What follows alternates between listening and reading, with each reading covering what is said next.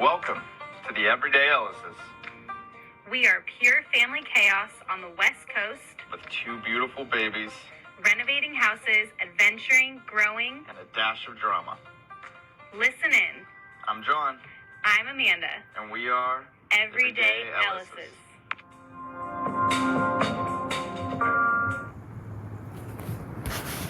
Good morning. Morning. So I thought it'd be fun to talk about we are the different ones. So that can play out in a lot of different contexts. So we'll see where this conversation goes. My ideas on it are related to thinking back on like childhood. Just briefly, I think about Jon was one of the few that decided to take on an ROP fire academy, which isn't something that most kids are like, sign me up for that. And all of the choices leading after that, I think in adulthood were like a lot of who he is now as an adult was who he was in his adolescence. And it's just a matter of, can you see it? Like, oh my gosh, I do see that. Jon was this way. And now he's able to fully be him. And so, how does that play out in adulthood? So I think of looking just ridiculous sometimes to the outside world. People are like, what are they doing? Is this, and they ask those kind of questions with those high-pitched voice and the outside looking in. And we have looked ridiculous a lot of times in our life, in our personal decisions. When I took my first teaching job here in Ventura, that seemed ridiculous to a lot of people. We didn't know the area. I had no idea what the job was really about. And we didn't know how we were going to make it work, but we just said yes and figured it out. And that was different to people. When Jon got hired for Sacramento, same thing. It's like, how are you guys going to do that? Like, Amanda, your teaching job is in Ventura, and Jon, what do you know about Sacramento? And that was different for people to think about and wrap their head around. And when I told the universe, like, my boyfriend of 7 years is getting hired in Sacramento, I don't know what I'm going to do. Coincidentally, the company that I worked for opened up a brand new charter school 3 months after Jon moved up there. So you don't always like see the bigger picture, but you have these things that you're putting out there, and you might not always know the full direction that they're going, but follow the little trail and see where it goes. And if you're in alignment with yourself and serving in the highest good for all, things are going to work out, and you just don't know it yet. And another big example I think of is when I took a break from teaching before having kids. That was very taboo. Yeah. Unorthodox. Like, what is happening? Why do you have a woman with no children not working at the age of 20? How old was I? 27? 27. Yeah, something like that. 26, 27. And that was different. And we like being different. We like being the ones that are blazing our own trail, because if I'm being honest, like, I already feel like I'm the different one most of the time. And I want to live my most authentic life and feel the most aligned. And it's super hard to do that. But it's harder to live a life that doesn't fulfill me and doesn't feel like I'm authentically me, and that I'm kind of miserable doing the things that I feel like I should be doing. And I'd rather be different and than be me, you know? This is a huge topic. Huge. Like, so many branches Yeah. come off of this topic. I should have been writing down all the branches while you were talking. One of them is just purely energy. So when Amanda brings up this topic, it's so big that I think every listener hears it from a different perspective. Like, they may have even heard the first thing she said, like, we're different, and been like offended by that. And then, but it's not the way she sees this topic. This topic is so gray. This topic's so hard to understand, because it's hard to understand for yourself, let alone for other human beings. So if you can't figure out something for yourself, because the way that we assess most things in this world is just based on our own perspectives and experiences. So if you can't figure it out for yourself, then hearing other people talk about it is going to be even more gray. And about 30 seconds in, your brain's going to turn off and be like, whatever. That's my opinion. But anyways, the topics that she touches on with just this concept of doing things differently, being different, and this whole exploration into designing her own life, right? Is more or less what you were talking about. Sure. From one perspective. Things that went off in my head were the topics of energy, self-respect, boundaries, being the 0.4%, following flows, conformity, comfort, knowing you at the age of 13, 14, the crab trap, living intentionally, and driving into the dark. These are all, the way my brain works is mental models like Charlie Munger. I spent my first few years of learning investing by reading Charlie Munger's books. Let's start diving into what she just said. So one of my mentors said that people who, and this is like a macro picture to start boiling it down, people who go really far in life, albeit with their relationships, their career, and I mean really far, with the career, with money, with whatever the thing is. That is, a lot of books say it's 4% of the population. Realistically, it's 0.4% of the population. So less than 1%, less than 1 out of every 100 people. If you go and you meet 200 individuals, there'll be maybe one that you're like, that person just soars when you look at the entire planet, and then you meet 200 people. And why is that? There's someone I listened to who said that I think it was Ty Lopez, amazing.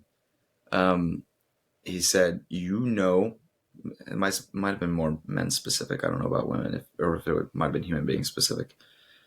You know what you wanted to do with your life when you were around 11 to 14, somewhere in that window.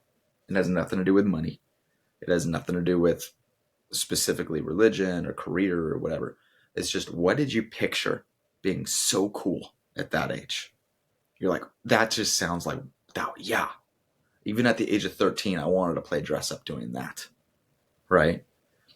That's what your soul was meant to spend time doing. Right?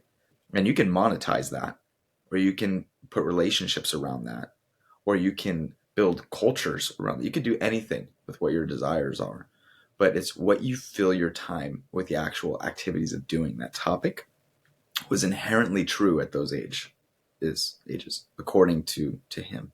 And looking back, that applies to me.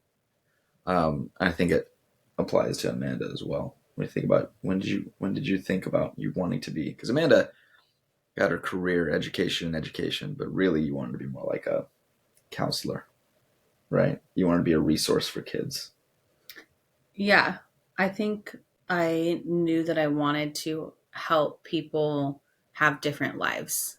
I didn't want people to be how I felt as an adolescent, like honestly trapped, and how can I change my life?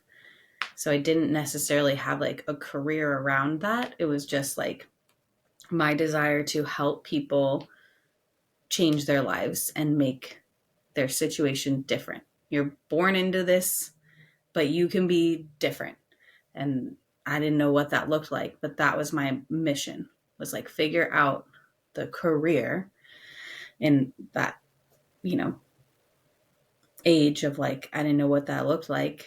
I still don't really know fully what that looks like, but I just had that desire of like, I don't want other people to feel trapped. I don't want other people to think that they can't change their life. Oh man, these are such good keywords. Trapped, right? Feel trapped. Do you guys, when you're trying to grow or do better with your life, can you relate to the word trapped?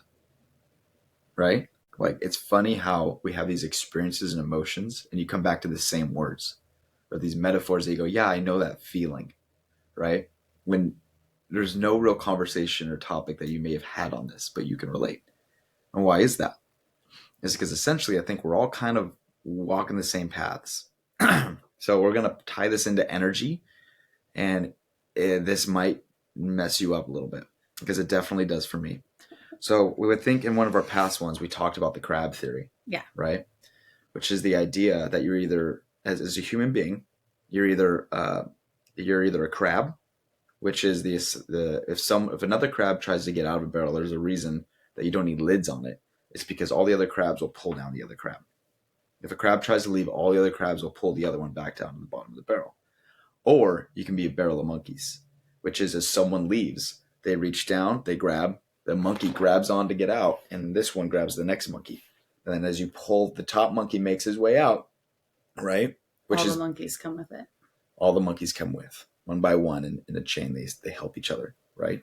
The problem is that according to some people, that because we spent so many thousands of years in rape and pillage, that we're all fear mindset just to keep biologically alive, right?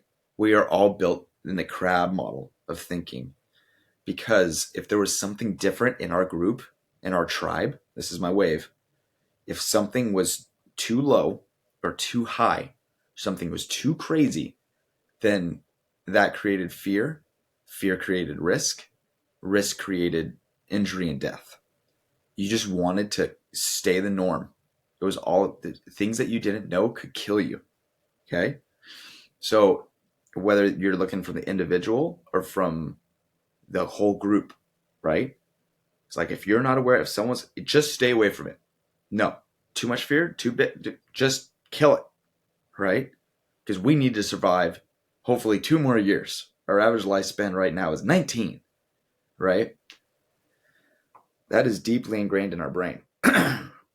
Now, the topic, now what I want you to hold on for that is fear mindset, crab mindset, stamped in our brain. And it comes from a good place. It's from just trying to survive and protect you and your loved ones, right?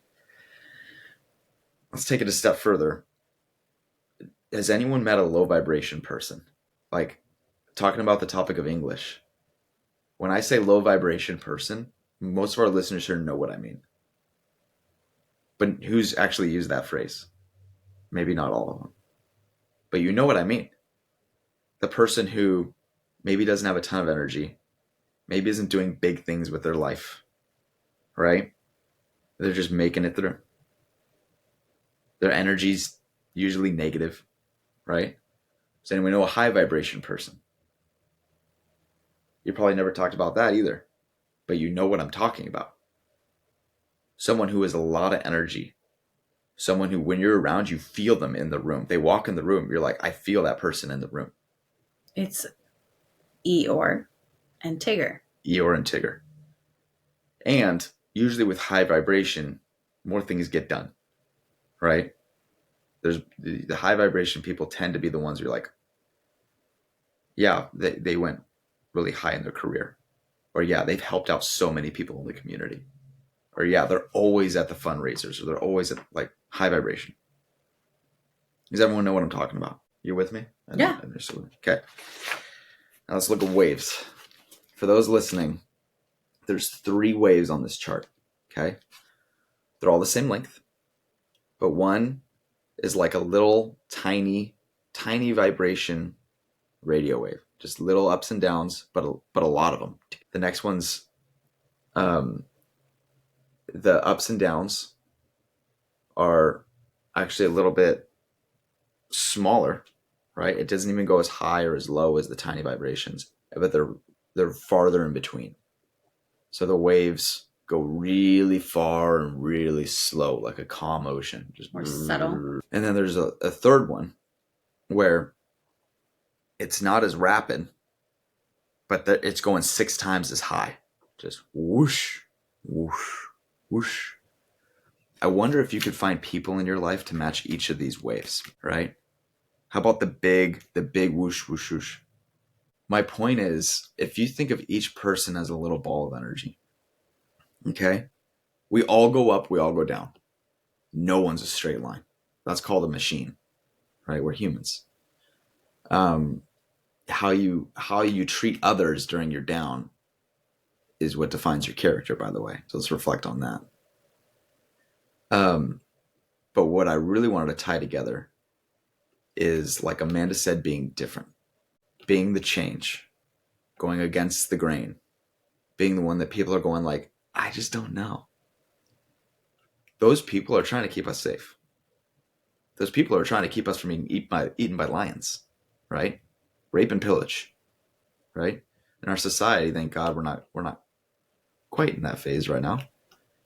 But the point is, Amanda's wave was going a little bit higher and a little bit lower than the other waves she was surrounded by. And all those other waves noticed and said, you need to come back down. You need to make your wave smaller. You need to come back down. You're scaring us. You're different. Are we on the same page? It takes energy to make a big wave, and she's injecting energy, and other people are telling her to make her wave smaller. Right? This is what it is. When you try to grow, you are raising your vibration, and your waves are getting bigger and bigger. But you are the sum total of the 5 people you're surrounded by, and their waves are smaller than yours. Does that make them bad? No. Does that change your relationship with them? It could, if your communication changes along the way and you guys have different interests and all those things. But the point is, yeah, you are different. You are effectively injecting energy in your life, injecting energy into the world, and people notice and they don't know how to put it in words. So it goes all the way to deep-rooted brain, and they say, maybe you should pump the brakes. And they don't even know why. They don't have a good reason for you. Because. Don't you just think, well, no one else does that. None of these are good reasons. But they'll tell you that because they care about you. Now, the important thing is that when they tell you these things, you don't get mad at them. You know that is coming from a place of love. Yeah. They love you. They don't want you to get hurt, and they don't know how to put it into words. And that I think is huge, because I have been kindly told that by several people, and I knew that it was coming from a loving place. It didn't mean that it still wasn't hurtful. Yeah. Because you don't understand either. It's hard when, now with the lens as a parent, but just thinking about when I first left my teaching job, when people would say like, well, you don't know if you're going to make it. How are you going to get through? What if you fail? Are all of those things okay though? Like, what if I do fail? What if this doesn't turn into anything? I still was living my truth. I was trying to live my most authentic life. I was trying to serve my highest purpose for the greater good for everyone. And if my route turned a different direction, great. I was still on my authentic path.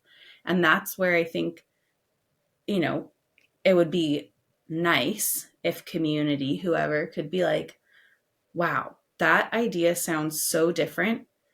I'm a little nervous about how this is going to turn out for you, but I'm also kind of excited for you. Like, this seems so neat that you're able to boldly step into this thing that is so on your heart. I'm going to be here for you every step of the crazy turns that might happen. And kudos to you for being brave enough to try this, because I'm not going to do that. That's okay. And as long as like, I feel like, you know, even if I look ridiculous the whole way doing it, it still felt in alignment. And if I didn't make that goal or whatever I set out to, and some other great things came out of it, amazing. Like, I don't always know where things are going, but if I'm just staying in that low vibration spot where it's like, okay, the thing is telling me to go this way and the thing's telling me to go that way, like, that's not serving the highest purpose. And I don't feel like myself. And I would rather people think I look ridiculous or am doing things differently, and knowing that it's my truth and it's truly to serve the highest good. And I'm going to try my best to not let all those other outside noises make me stop pursuing what is on my heart, because that's hard to drown out the noise outside when you're doing something different. And it's really, really hard to say, this is authentic to me. I'm going to take the next step. That was beautiful. Thank you. I hope that helps people. Thank you.